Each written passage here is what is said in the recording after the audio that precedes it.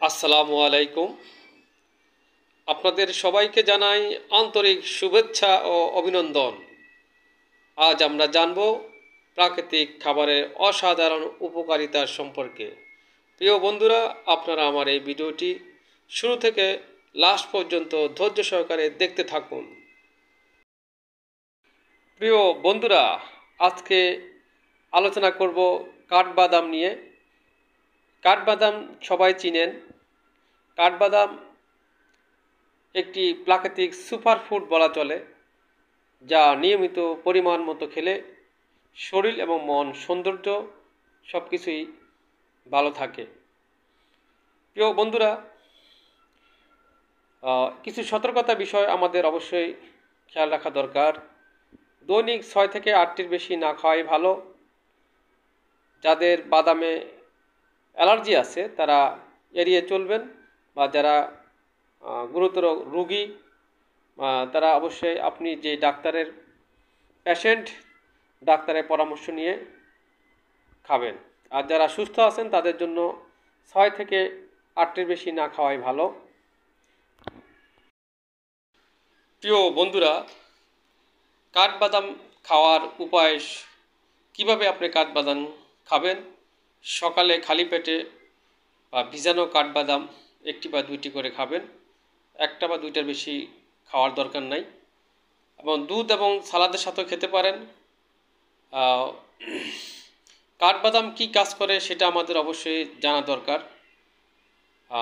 কাঠবাদাম হজম ও ওজন নিয়ন্ত্রণ করে। কিভাবে করে সেটাও আমাদের জানা দরকার। কাঠবাদামে রয়েছে ফাইবার, যার কারণে হজমে সাহায্য করে এবং ক্ষুধা কমায়, ফলে ওজন নিয়ন্ত্রণে সহায়ক ভূমিকা পালন করে এবং শক্তি যোগায়। কেন শক্তি যোগায়? এই কাঠবাদামে রয়েছে প্রোটিন এবং স্বাস্থ্যকর কার্বোহাইড্রেট, যা শরীরের দীর্ঘ সময় শক্তি ধরে রাখে। ত্বক এবং চুলের যত্নে সহায়ক ভূমিকা পালন করে।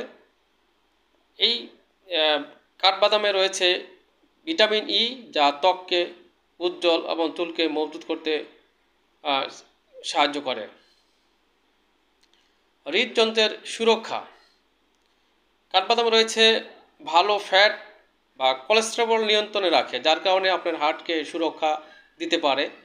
হাড় এবং দাঁত মজবুত করে।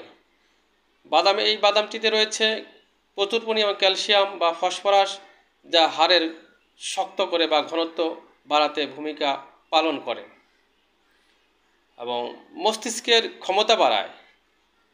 কাঠবাদামে রয়েছে ভিটামিন ই এবং ওমেগা ফ্যাটি অ্যাসিড, মেমোরি বা মনোযোগ শক্তি উন্নত করে।